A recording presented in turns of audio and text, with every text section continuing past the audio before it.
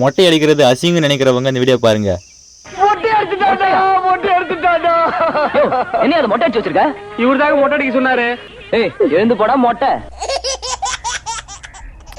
சிரிச்சிட்டிங்களா? இப்போ நான் பேசட்டுமா?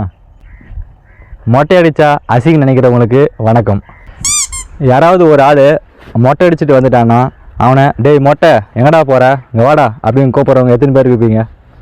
ஐயோ ஐயோ, அட தற்கூரி நாயங்களா, ஏன்டா இந்த மாதிரி அநியாயம் பண்றீங்க?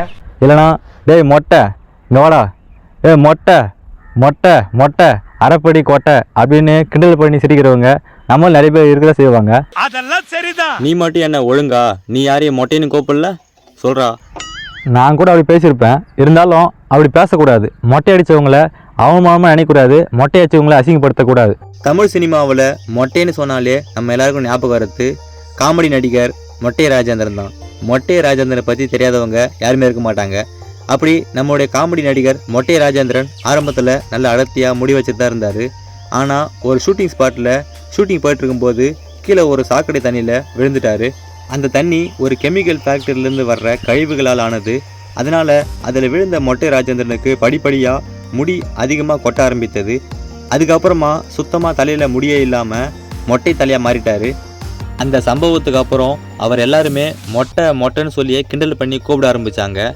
இது எல்லாம் எதையுமே காதில் வாங்காத மொட்டை ராஜேந்திரன் அது எல்லாத்தையுமே ஓரம் கட்டிட்டு தன்னை எதை சொல்லி அசிங்கப்படுத்துகிறாங்களோ இந்த மொட்டையை வச்சே தன்னோட திறமையால் தமிழ் சினிமாவில் இப்போது இந்த அளவுக்கு ஒரு பெரிய நடிகராக பலம் வந்து கொண்டிருப்பது காரணம் அவரோட தன்னம்பிக்கையும் விடாமுயற்சியும் தான்.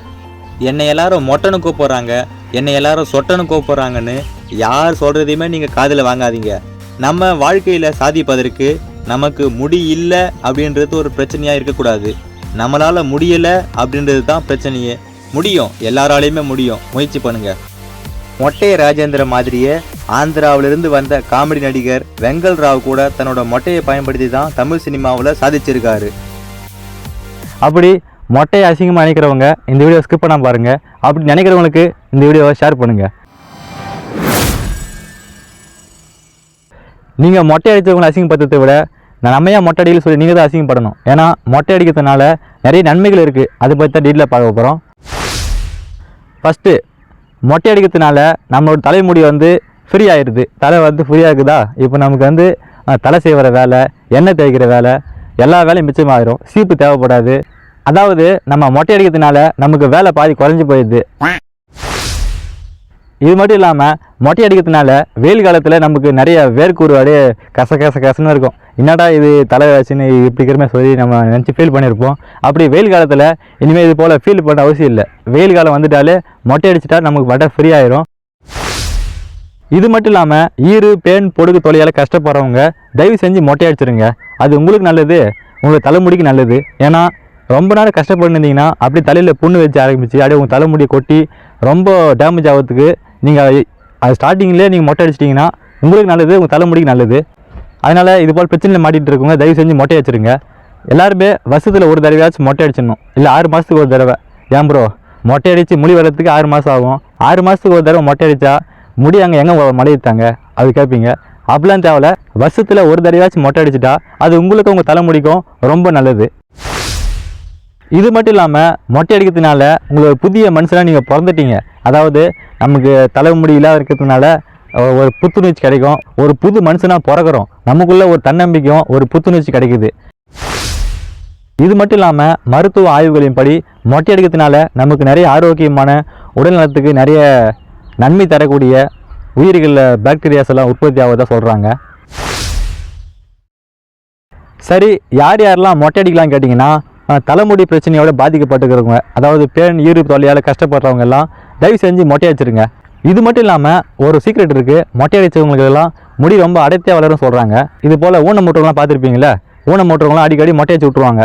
ஏன்டா இவங்களாம் யாராவது முடி வெட்டின்னு காசு செலவு பண்ணிக்கிறது மொட்டை அடிச்சு விட்ருவாங்க.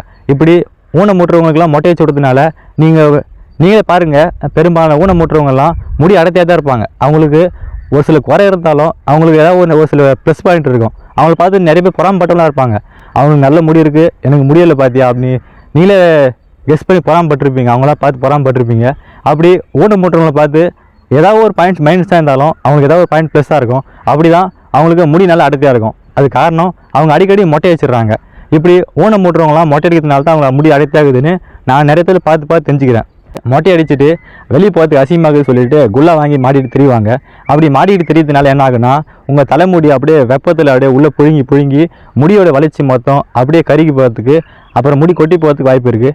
அதனால மொட்டை அடிச்சுட்டு குல்லா வாங்கி மாட்டுறத அவாய்ட் பண்ணுங்கள். எப்பவுமே மொட்டை அடித்தாலே முடி புதுசாக முளைக்குதுன்னு அர்த்தம்.